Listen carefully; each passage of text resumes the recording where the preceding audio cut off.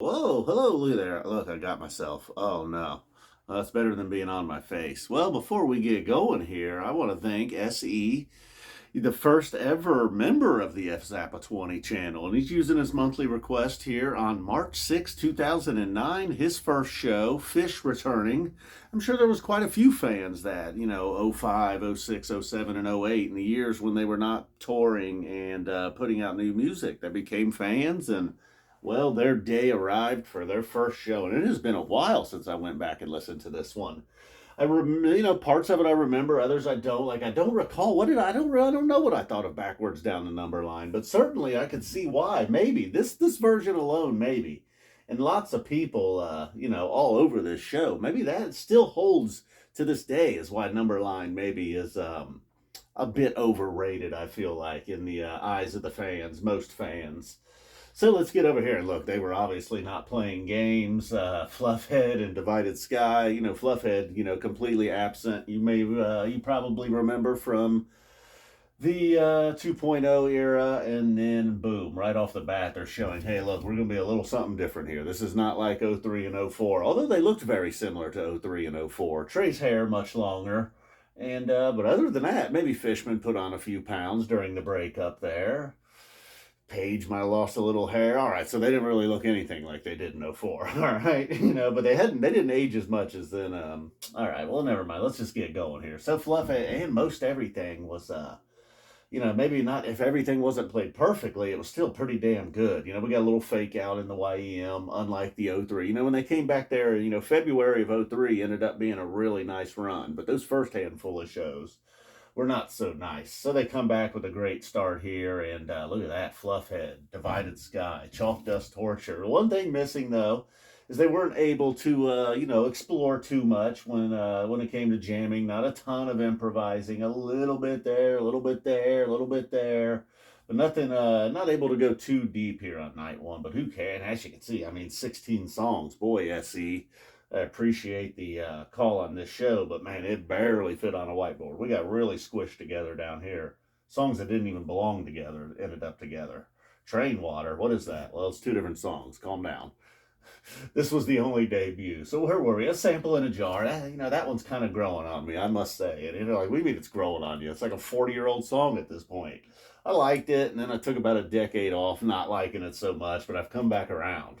And then Stash again. They didn't really get a chance to get dirty. It kind of stayed within Stash for the most part. Oh, he sounds a little bit crazy. Like, what is going on here? Sounds like they're exploring and improvising, but not totally there in the Stash. I didn't know. Kind of reminds me of the first time not my first show, but the first show where I was really hooked was one of them Cincinnati shows in February of '03, and I didn't know it was played that night. I just always kind of just feel like, puts me there. There's even video of this show on YouTube, which is very nice. Get the Okie Pa Susie. So they're really going back, This is like 2009, but they're taking us back to like 1989 with a lot of this stuff. Page really shining here on the Susie. Then we take a little bit of an inset break with Farmhouse, Horn, Train Song, Water in the Sky. Did get riffed in there though. And then Horn, just such a somber song. Maybe that's what it is I don't like about the Horn. Just a somber feeling, Here I am, I'm wanting to get down and celebrate, and Horn's making me feel like someone's dog died or something, maybe that's part of what it is. I spent a little portion of this just trying to figure out why I didn't like a song. I don't know. So then we get Train Song, Water in the Sky, Squirming Coil, and Bowie. So they were not done. If it felt like, all right, we're running out of steam here, what are we going to end it with? Probably definitely not going to end it with Water in the Sky. Not Squirming Coil either. Nearly 2 hour first set. So, like I said, they were not playing. I don't know who they were trying to impress, man. You couldn't get a ticket. It's not like they were having trouble. They didn't lose any popularity, that's for sure. And then, so like I said, we get the debut of Numberline, and it was we'll just go ahead and call it the greatest one to date. Although that's probably not true. In fact, I know it's not true. Tweezer didn't really get a chance to get going, but look, if we're just throwing in all these Hall of Fame songs from the early days, let's just go all throughout, Tweezer maybe a second tier Hall of Famer, perhaps. You know what I mean? Just like it didn't go in on the first. It wasn't one of the OGs, although it's very early. All right, let's not start debating that. Let's get through this show.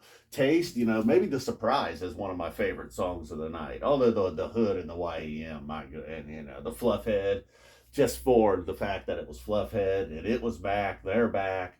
Possum here, a little mid-set boogie, slowing us down. Theme from the Bottom played really well. First tube, while I don't like it, you could tell the crowd very fired up. We got to sing along with Harry Hood.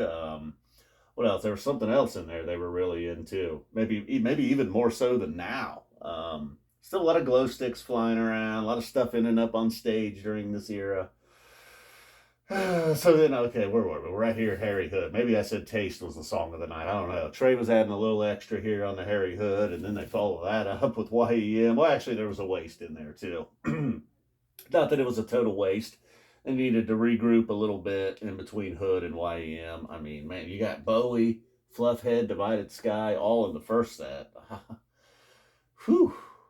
And okay, look, you got Grind, Bouncing, Loving Cup, Boom, Boom, Boom. The Bouncing, they had these big giant white balloons, or like balls, I guess, more like it, that drop down during Bouncing Around the Room. You could see them up there. Oh, there's these weird overhead lights, almost like was that like a spaceship or a UFO for in Harry Hood, maybe even at other parts of the show, but the Harry Hood is when it was really cool. The crowd reacted to that. Oh, not only did you get the fake out in YM, yeah, the awesome Trey solo. You got the boy man shit. Trey botched it after bragging, after the fake out, kind of taunted the crowd like this ain't like '03. We need to start over, but this restart's going to be good. You'll see. And, I think it was a staged event based on the '03. They started to play YM. It wasn't going so well. They were like, let's start over. And then on restart, it still didn't go very well. Well, everything was going really well until he blew that. But that's all right. We'll forgive him. So you got a great debut, all these Hall of Famers. You just, like I said, the one big just blow the roof off jam missing, but that's all right. You got Taste, you got Stash, you got YM and Hood. I forget how many days in Grind. There's a lot, though. So, all right, man. That was fun. That was nice going back. Now, an hour and 54-minute first set. Come on, guys. We're glad you're back, but enough's enough. Big thanks to SE. I had some friends that went to Hampton in '03, not in '09.